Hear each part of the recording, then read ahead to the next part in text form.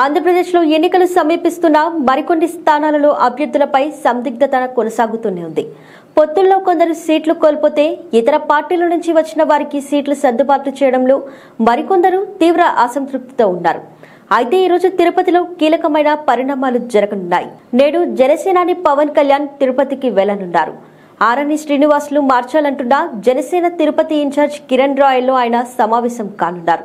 మొత్తంగా అసంతృప్తి నేతలతో సమావేశమై అందరినీ ఒకే తాటిపైకి వచ్చేలా ప్రయత్నాలు సాగిస్తున్నారు పవన్. మరోవైపు ఇప్పటికే చంద్రబాబు టీడీపీ నేతలకు సర్ది చెప్పినా ప్రయోజనం లేకుండా పోయింది. ఎమ్మెల్యే అభ్యర్థి ఆరణి శ్రీనివాసులకు సహాయ నిరాకరణ కొనసాగుతూనే ఉంది.